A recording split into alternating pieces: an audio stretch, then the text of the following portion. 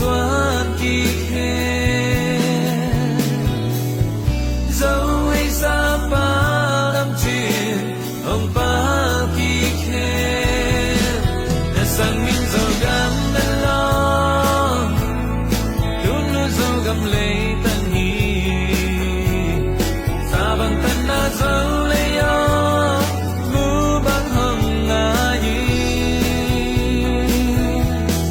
dầu đang mùi khiến xem nhau nhau dẫu đông tươi loang xiao xiao toàn phu ba lực tăng phum nam cả lâm kia nam dẫu gam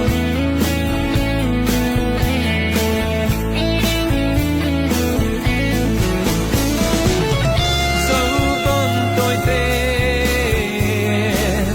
ông doan kỳ khen dẫu qua và tên ông doan kỳ khen đã sang min dầu gam bên lo tuôn nu dầu gam lấy tăng hi xa bằng tân na dẫu lấy yo mu bằng hồng ngã yi